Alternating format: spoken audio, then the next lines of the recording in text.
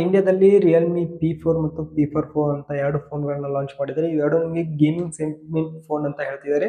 ಆ price ಕ್ಯಾಟಗರಿಯಲ್ಲಿ better ಹೌದಾ ಅಲ್ವಾ ಅಂತ ಆಲ್ರೆಡಿ ನಾನು ನಿಮಗೆ P4 ಅನ್ನುವಂಥ ಸ್ಮಾರ್ಟ್ ಫೋನ್ಗೆ ರಿವ್ಯೂ ಕೊಟ್ಟಿದ್ದೀನಿ.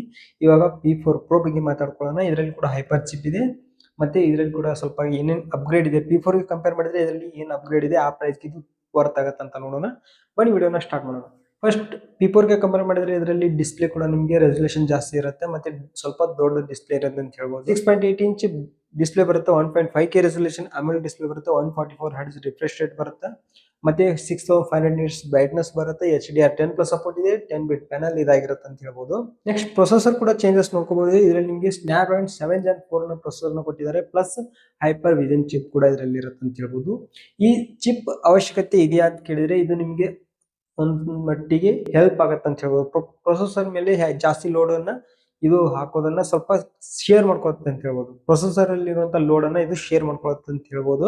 ಇದು ನಿಮಗೆ ಡಿಸ್ಪ್ಲೇನ ಸ್ಮೂತ್ ಮಾಡುತ್ತೆ ಮತ್ತು ಕ್ಲಾರಿಟಿನ ಎನ್ಹಾನ್ಸ್ ಮಾಡುತ್ತೆ ಅಂತ ಹೇಳ್ಬೋದು. ಹಾಗಾಗಿ ಗೇಮ್ ಆಡುವಾಗ ಅಥವಾ ಸ್ಕ್ರೋಲಿಂಗ್ ಮಾಡುವಾಗ ನಿಮಗೆ ಈ ಚಿಪ್ದ ಇಂಪಾರ್ಟೆಂಟ್ ನಿಮಗೆ ಗೊತ್ತಾಗತ್ತೆ ಅಂತ ಹೇಳ್ಬೋದು. ನೆಕ್ಸ್ಟ್ ಇದರಲ್ಲಿ ಅಂತ ರ್ಯಾಮ್ ಅಂಡ್ ರೋಮ್ ನೋಡಿದ್ರೆ ನಿಮಗೆ ಎರಡರಲ್ಲಿ ಕೂಡ ನಿಮಗೆ ಸೇಮ್ ರ್ಯಾಮ್ ರೋಮ್ ಯೂಸ್ ಮಾಡಿದ್ದಾರೆ ಅಂತ ಹೇಳ್ಬೋದು ವೆರ್ಷನ್ ನ. ಇದರಲ್ಲಿ ಕೂಡ LPDDR4X RAM UFS 3.1 ಸ್ಟೋರೇಜ್ ಕೊಟ್ಟಿದ್ದಾರೆ. ಇದರಲ್ಲಾದ್ರೂ 5X ರ್ಯಾಮ್ ಕೊಟ್ಟಿದ್ರೆ ಚೆನ್ನಾಗಿರ್ತಿತ್ತು, LPDDR5X RAM. ಯಾಕಂದ್ರೆ ನಿಮಗೆ ಗೇಮ್ ಆಡುವಾಗ ಸ್ವಲ್ಪ ರ್ಯಾಮ್ ಇಂಪಾರ್ಟೆಂಟ್ ಆಗುತ್ತೆ. ಅದು ನಿಮಗೆ ಎಷ್ಟು ಫಾಸ್ಟ್ ಇರುತ್ತಲ್ಲ ಅಷ್ಟು ಗೇಮ್ ನಿಮಗೆ ಚೆನ್ನಾಗಿ ವರ್ಕ್ ಆಗುತ್ತೆ ಅಂತ ಹೇಳ್ಬೋದು. ನೆಕ್ಸ್ಟ್ ಕ್ಯಾಮ್ರಾ ನಿಮಗೆ ಅಪ್ಗ್ರೇಡ್ ಅಂತ ಹೇಳ್ಬೋದು. ಇದರಲ್ಲಿ ಅದಕ್ಕಿಂತ ಇದರಲ್ಲಿ ಸ್ವಲ್ಪ ಬೆಟರ್ ಕ್ಯಾಮ್ರಾ ಆಪ್ಷನ್ ಕೊಟ್ಟಿದ್ದಾರೆ ಅಂತ ಹೇಳ್ಬೋದು. ಬ್ಯಾಕ್ ಸೈಡ್ ಗೆ 50 megapixel main sensor Sony sensor ಆಗಿರುತ್ತೆ, ಆಪ್ಟಿಕಲ್ ಇಮೇಜ್ ಸ್ಟೆಬಿಲೈಸೇಷನ್ ಇಂದ ಬರುತ್ತೆ, 8 megapixel ultra wide angle sensor ಕೊಟ್ಟಿದ್ದಾರೆ. ಫ್ರಂಟ್ ಅಲ್ಲಿ ನಿಮಗೆ 50 ಮೆಗಾಪಿಕ್ಸೆಲ್ ಕ್ಯಾಮ್ರಾ ಕೊಟ್ಟಿದ್ದಾರೆ ಅಂತ ಹೇಳ್ಬೋದು. ನಿಮಗೆ ಫ್ರಂಟ್ ಅಂಡ್ ಬ್ಯಾಕ್ ನಿಮಗೆ 4K ರೆಕಾರ್ಡಿಂಗ್ ಕ್ಯಾಪಬಿಲಿಟಿ ಇದೆ. ಮತ್ತೆ ಬ್ಯಾಟರಿ ನಿಮಗೆ same 7000 mAh battery, 80 what fasting support ಕೊಟ್ಟಿದ್ದಾನೆ ಎರಡು ಫೋನ್ಸ್ ಗಳಲ್ಲಿ.